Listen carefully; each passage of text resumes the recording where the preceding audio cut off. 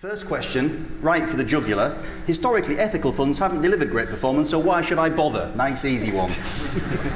Well, I think the first thing is that today's generation of sustainable funds are not your father or your mother's ethical funds. So historically, ethical funds were about excluding things, and of course, we only ever find more things to exclude. So there's one great example where you have about 25% of the FTSE that you can find opportunities in. That's difficult for the most talented manager.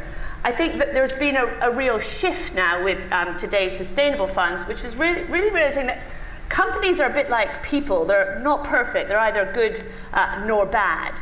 But actually, the challenges that we face as a company, whether it's from issues like climate change, but also things like rising fines for bribery and corruption, how you attract and retain talent, are more and more important in investment terms. So finding those companies that are kind of keeping those stakeholders happy and maintaining a license to operate, and really being sustainable business models as well, that's the new generation. That's So you would argue that you're not sacrificing performance for the sake of being good, as it were? If anything, and we've seen this where we've had a kind of sustainable and a non-sustainable version, some of those over 3 years, those sustainable versions have actually outperformed, and not just driven by those exclusions which of the past. And just the other thing that you mentioned product-driven cycles there. There were one or two themes that you particularly picked out in that article, particular products or treatments you were looking towards. Do you want to just quickly go through what they are? Yes, I mean, one of the, if you look at this sector, take a step back,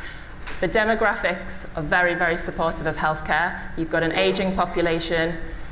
We know that as you get older, you use more drugs. We've got a population that's very sedentary. We've got a lot of lifestyle conditions. That I just watched BBC News at 10 last week, and I think the headline news was about the cost of diabetes care to the NHS and the fact that 10% of NHS costs are now going to diabetes care. So you really have got good tailwinds demographically for the sector. You've got emerging markets, keen to get top-notch products. Behind that, you've got an innovation cycle from mostly small and mid-cap biotech. Ones I've mentioned, gene therapy. The first gene therapy was approved around this time last year. That's the ability to give an injection to treat the actual underlying genetic cause of a condition. Since then, we've had some fantastic genetic gene therapy data in Duchenne muscular dystrophy. We've had some amazing data in spinal muscular atrophy. I think going forward, we're going to see more gene therapies come into the market, and we're going to see some gene editing, which is, the ability to kind of micromanage that gene therapy. What else do we have? We've got obviously cancer, and I think now everybody knows probably here that you're more likely to live from cancer than die from cancer because of the fantastic innovations that have gone on there. Moving from chemotherapy, which essentially ablated the whole immune system, to very directed therapies. And to one point earlier that was made, the sequencing of the genome and the kind of our genetic understanding of diseases, our understanding of the mechanism of disease has meant that we can now really direct therapies much more successfully. And I should probably add that in the next 18 months, we'll have the first Alzheimer's phase 3 data for what could be the first disease-modifying therapy. And I guess one question that's a follow-on to the first one I put to you is, if you come across a company that's doing something you don't like, how easy is it for you to persuade them to perhaps politely change their ways? Well, or do you just hit the nuclear button and say, sell, we're not going to play, or do you think you can engage and influence?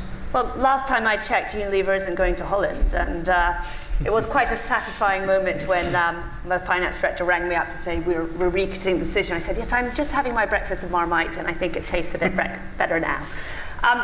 There is a lot of influence, and it's at two levels. One, it's holding these boards to account. In the pharmaceutical sector, Glaxo is a really interesting example where I think you've noticed there's quite a lot of management change there that investors have encouraged. We've wanted to see that pipeline have a bit more effect and get some, not just think about dividends, but think about R&D there as well. So that's a big area. But also on making sure that it's not just what companies are doing, but how they're doing. Why do we need to do that? One is because the magnifying is on them from regulators and from policymakers. And customers, presumably. And increasingly customers with the transparency. So some of the really interesting things that we've done, we don't do things unless we think they make financial sense as well. But there's this huge trend around healthy eating. So many of the companies that we know are not being really transparent about the ingredients that they're putting in their food. Sugar is labeled over 40 different ways. You can't even tell if you're eating it. And that's not exactly, the way to behave with your customers and actually going to help you to capitalize on the trends. So we've got them to agree to more transparency around this, to make this have a board level issue and to start being really clear about how they're making their products healthier. And we've got 2 trillion of other investment managers to back us. So it goes back to this, is sometimes you can see some really interesting companies, but you just know they could be better. And engagement is a really powerful way. The only thing I will say is you've got to be patient. So it takes 2 years on average for companies to change. Unilever was pretty dramatic. And you've got to really understand their business. You've got to show them why it's going to make their business better, to change the management or to start looking at the healthiness of their products. And presumably you'd rather do this quietly in private rather than get shouty in public, or are you happy to sort of play it by ear?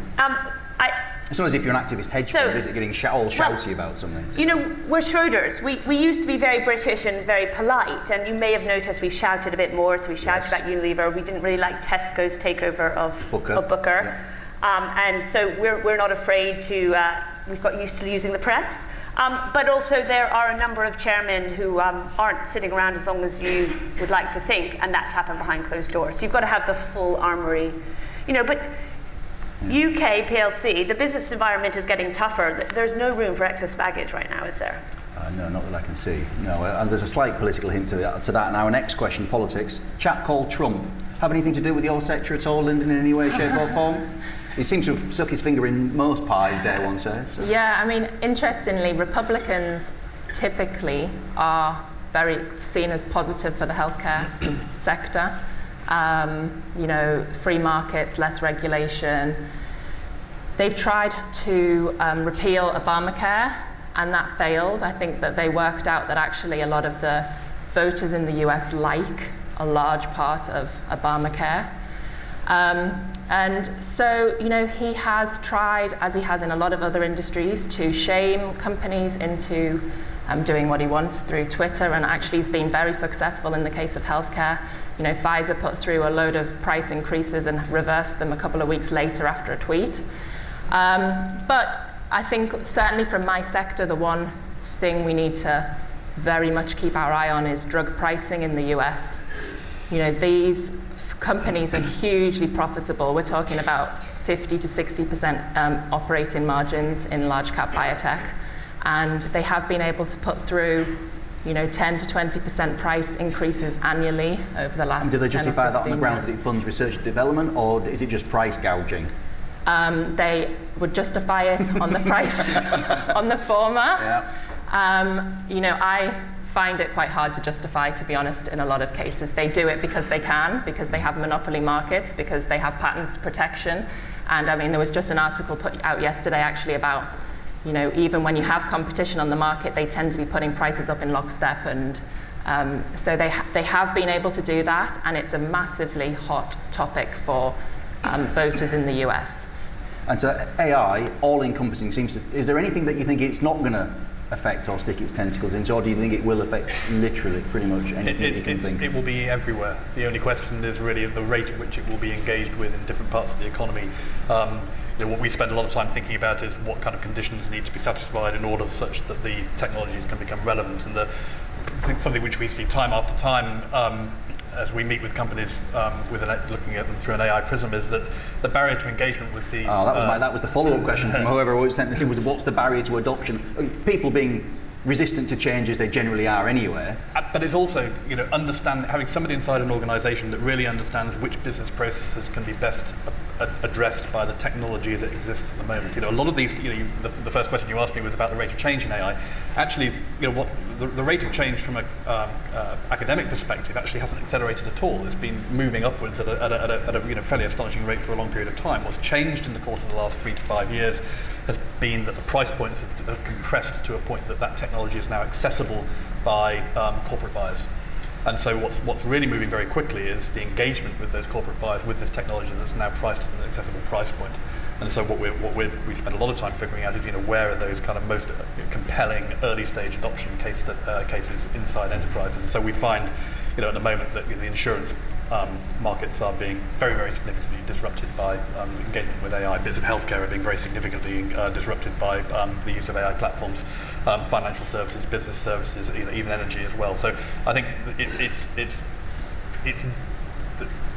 it's difficult to assert with any kind of confidence that there will be parts of the economy that will be untouched by this. Really, the ability to deploy these platforms is limited only by the creativity and insight of the people who sit within these companies. Chris has talked a lot about looking at UK companies and how there is a great record of a lot of exciting companies here.